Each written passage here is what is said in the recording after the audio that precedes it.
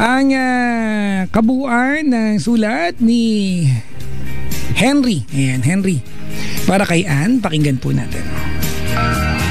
TLC. True Love Conversations. The letter. TLC. The letter. The letter. Sabi na sulat ni Henry para kay Ann. Dear Ann, The letter.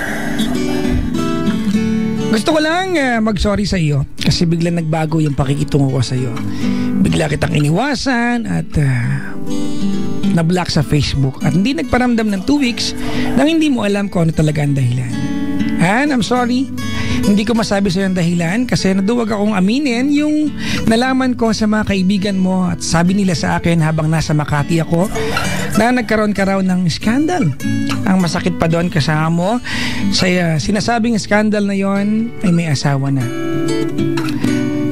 Sinasabi rin nila na sa tuwing papasok ka sa mall na pinagkatrabahuan mo ay mayroon kang kiss mark sa leeg. Well, napakasakit kaya bigla ako nagbago sa iyo. Yung mga kaibigan mo na yon pa naman ang araw-araw mong kasama kaya hindi pwedeng hindi ako maniwala sa kanila. Well, naguguluhan ako kung ano at sino ang paniniwalaan ko. Sila ba o hindi? Hindi ko kasi alam kung kanino maniniwala. At paano maniniwala na gawa mo sa akin ito? Sana dumating yung araw na maintindihan mo kung sakaling ipaliwanag ko man sa iyo.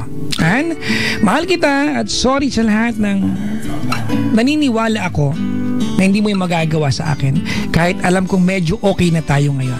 Hindi pa rin nawala sa isip ko yung sinasabi nila at gusto kitang layuan at pandinihan pero mas nangingibabaw yung love ko para sa iyo. Sorry, hindi ko masabi at ayoko mag-away tayo at mag-away kayo ng mga friends mo. Sorry na rin. Hanggang ngayon, nag-iba ang trato ko sa iyo. Sorry talaga. Nagmamahal, Henry.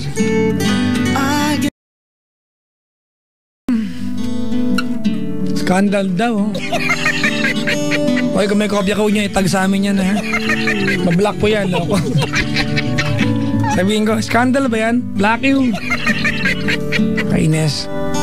Well, mga kaibigan, regardless of any issues, meron sa relasyon, pag may karelasyon ka, bakit mas close ka sa kaibigan? Ba't mas naniniwala ka doon? Kung may pinagsamahan naman kayo, di ba?